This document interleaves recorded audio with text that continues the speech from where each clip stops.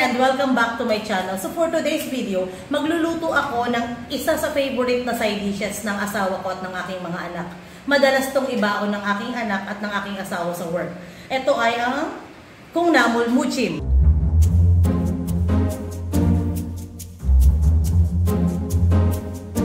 So for today's video, dalawang version ang gagawin natin. Isang spicy at isang hindi. Kasi 'di ba yung mga bata, hindi naman talaga sila masyadong sa spicy. So, dalawang version ang gagawin natin.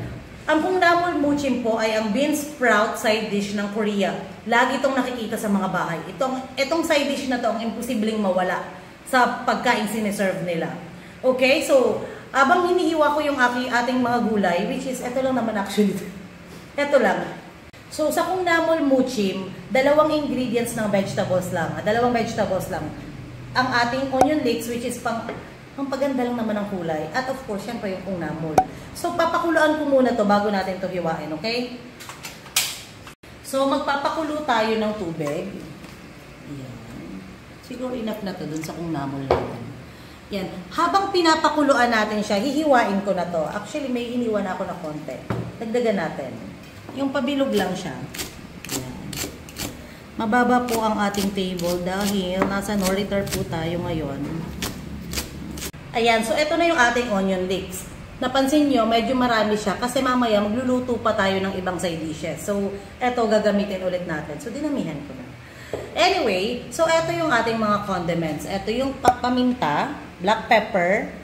For the spicy version, kailangan natin ng chili flakes.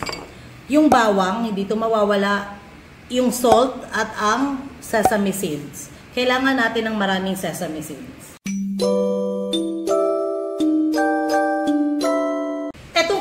Po pala, pag wala kayong nahanap sa palengke, kasi nakita ko lang po, ang palengke lang na nakitaan ko ng kung namul na ganito kahaba ay sa Farmers Cubao at sa Libertad, Pasay. The rest of the palengke na napuntahan ko, wala pa akong nakita. Sa Juliana, wala akong nakita nito. Wala, no? Walang ganito sa Juliana. Sa Taytay, wala rin. Sa Pasig, wala rin. So, mabibili po ito sa mga Korean grocery store at sa SM Hypermarket may nakita ko. Pero, kung wala po kayong mahanap na kung namul na ganito kahaba, wala pong problemang gamitin ang toge natin. Yung toge ginagamit natin sa lumpia. Yung, or panggisa na toge. Pwede pong gamitin yon. Wala pong problema. Just make sure na pag pinakuluan nyo po, blinanch nyo sa water yung, or pinakuluan nyo sa water yung toge natin, siguro mga around 15 seconds lang. As in, sobrang dali. Para ma-achieve nyo pa rin yung crunchiness kasi yun ang kailangan natin. Etong kung namul kasi na to, 30 seconds ko lang to papakuluan. So, kikembot-kembot lang ako ng 30 times. Then, done. I-drain na and wash with cold water.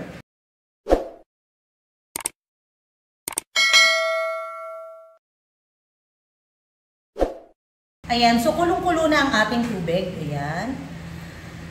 Ilagay nyo na ang ilagay na natin ang ating kung namul. Sorry lang, malinis naman yung table natin. Ayan. Make sure po na 30 seconds lang. Kailangan ma-achieve natin yung crunchiness. Pag na-overcook po kasi hindi siya masarap. As in, believe me, hindi siya masarap. So, dapat 30 seconds lang. Ayan, 30 seconds na. Patayin natin yung apoy at ating i-drain and wash sa cold water. Okay, kailangan nyo siyang i-drain. Bakit natin hinuhugasan sa malamig na water or running water? Para mahinto ang pagluto niya. Kasi pag hindi mo siya hinugasan, mainit pa, lalo pa siyang maluluto. So, kailangan natin hugasan. Ayan, dahil drain na, eto, ilalagay na natin ito sa dalawang bowl. Bakit dalawa? Kasi nga, meron tayong spicy version, di ba? Meron tayong original and meron tayong spicy version. Ayan. Parehong-pareho lang po ang seasoning ng mga to. Ang pinagkaiba lang sa spicy version, meron tayong puchukaro. So, first maglagay tayo ng salt. Konting salt lang. Garlic. Kailangan pino po yung garlic ha. And then, ilalagay natin ang ating puchukaro sa spicy version. Ang ating black pepper. Actually, kahit ano naman po ang mauna. Ito po nakalimutan ko kanina. Ang laging ingredient, ang laging condiments na hindi nawawala sa aking mga recipe ay ang asukal. Maglalagay tayo ng konting asukal, konti lang, pinch lang, pang-balance lang. Okay? And then, of course, ilalagay na natin ang ating onion leeks. And then, ang ating sesame oil. Hindi ko ito pala kanina, naipakita.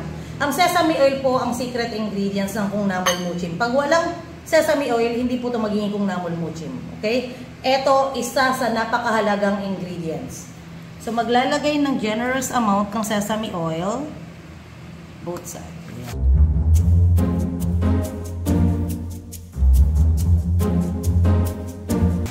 And then, mix lang. Yan.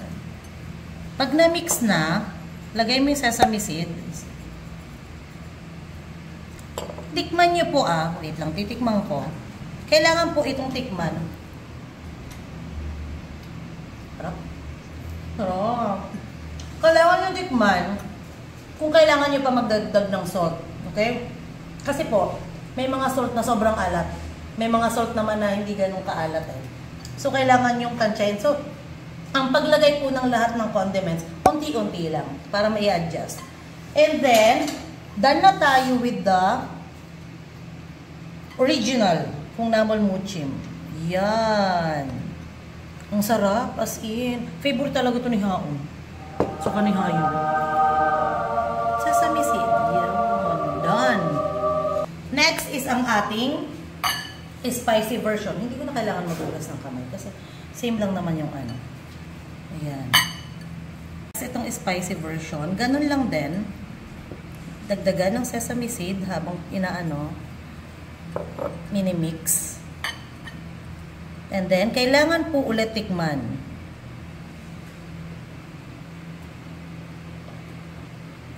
Kailangan ko magdagdag ng konting salt.